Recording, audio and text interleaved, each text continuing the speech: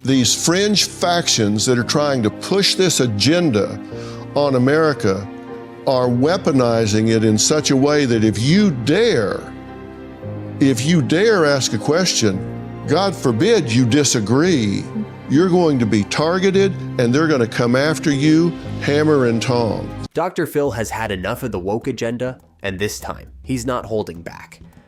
Dr. Phil, who we know from his renowned talk show and hearing others talking about their life's most challenging situations, is now speaking up himself.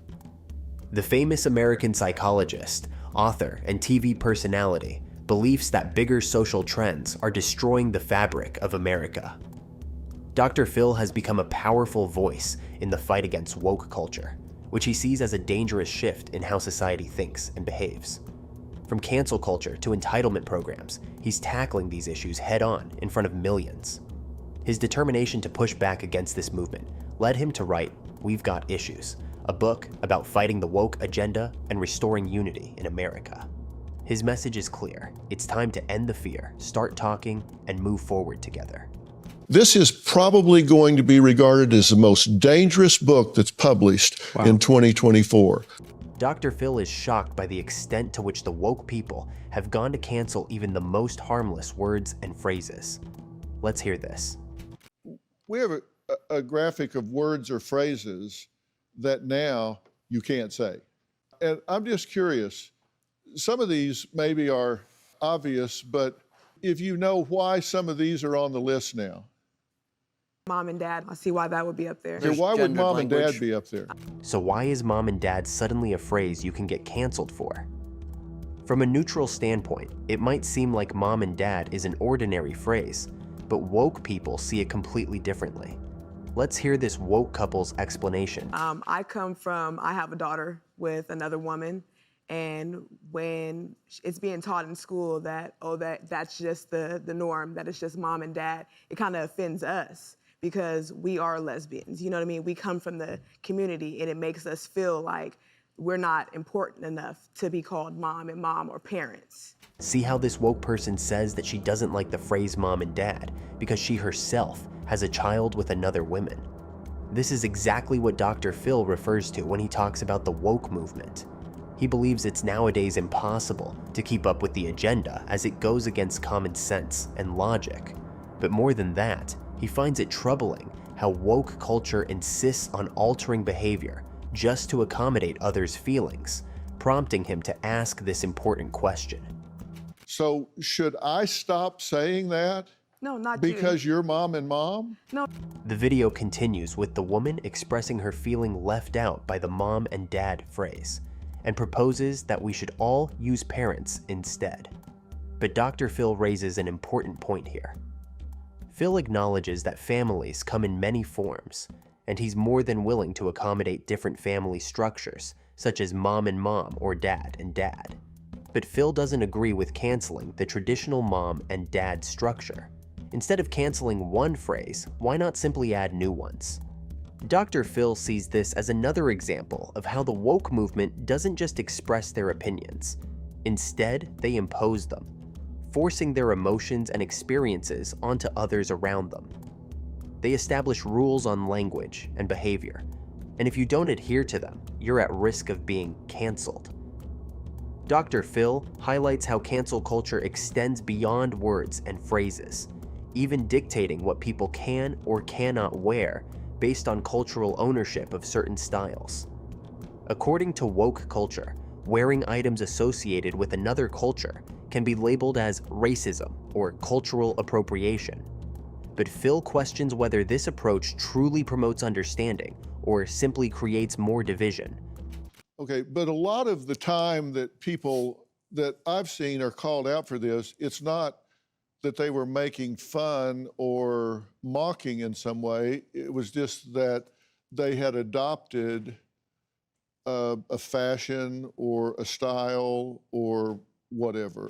What Phil just can't understand is how intense and aggressive the woke people can react when someone says something they consider offensive. But you see somebody that says something on Twitter or says something in an interview that is offensive to some group, and all of a sudden you start reading the messages they get. It's like, I hope you get ass cancer and die, you son of a bitch. I'll cut your throat. I'll come to your house and kill your children. Are you kidding me? The amount of anger and hate the woke people can have against the people they don't agree with is so extreme. It's as if they've experienced a hate crime themselves, and Phil finds this difficult to understand. As the problem solver that Dr. Phil is known for, it is not different with the cancel culture, as he offers a solution on how to solve it. It should be counsel culture, not cancel culture. Let's sit down and talk about it. Let me educate you. Maybe you don't understand.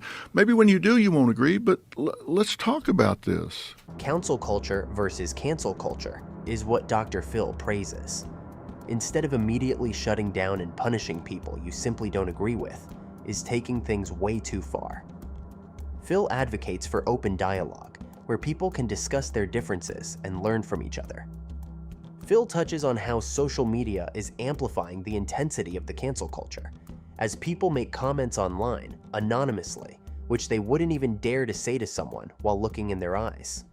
Phil emphasizes that open, face-to-face discussions are the most progressive way to handle disagreements and bridge the gap between the left and right and work towards a more unified society. This cancellation needs to stop. And I think that a lot of these activists have pushed too far, too long, too hard, and people have started saying, wait a minute, you're now messing with my kids, you're messing with my education. Too much is too much. Enough's enough, too much is too much. Phil finds it absurd that in today's society, there's often no opportunity to hear opposing views and work toward a middle ground, despite everyone having common interests. People are losing jobs, getting labeled as a hater, and losing social media presence by speaking out. This is a direct attack on free speech, our fundamental right, while those silencing it are claiming to fight for their own. Dr. Phil sees this as hypocritical and deeply unfair. I'm trying to get people to examine themselves and get back to the core values that they really hold near and dear, and not give too much attention to the loudest voice. Mm-hmm. The loudest voice is referred to here as the woke people. The woke people are the minority, but they express their opinions the loudest and tend to set the tone for public discourse, pushing ideas that don't reflect the majority.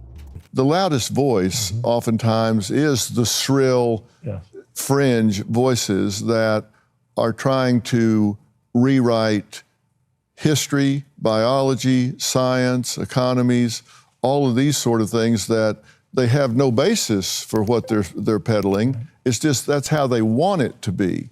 Well, that's not how it is. When you want something a certain way, does not mean it will happen a certain way.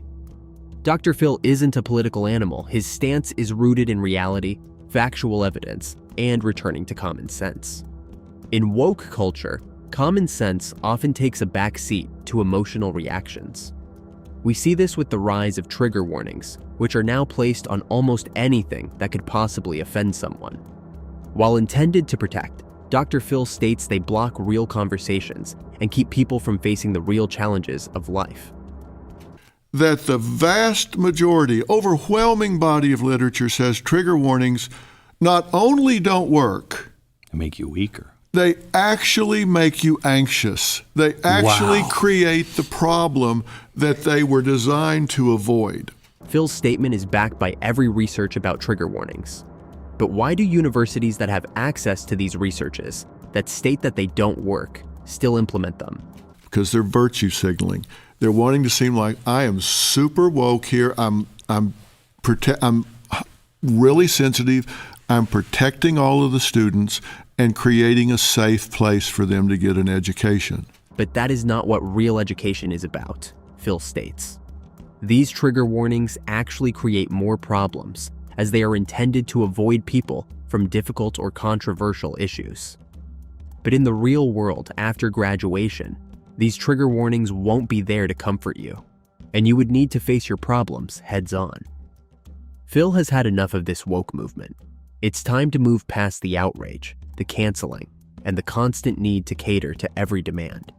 somebody's got to stand up and push back, and that somebody's going to be me. And I don't think that I can turn this tide by myself, but I hope I can inspire a whole lot of people to join me in this and say, wait a minute, stop. What about common sense? Phil has definitely inspired people and is making steps to go against the insanity of this woke movement and fight for free speech and real conversations. Whether you agree with him or not, Phil's willingness to confront these problems is something only few people dare to do. But he can't make the change alone. What do you think? Should we embrace open dialogue and face tough issues heads on? Or should we continue to silence those who think differently? Let us know in the comments below, and don't forget to like and subscribe for more open discussions.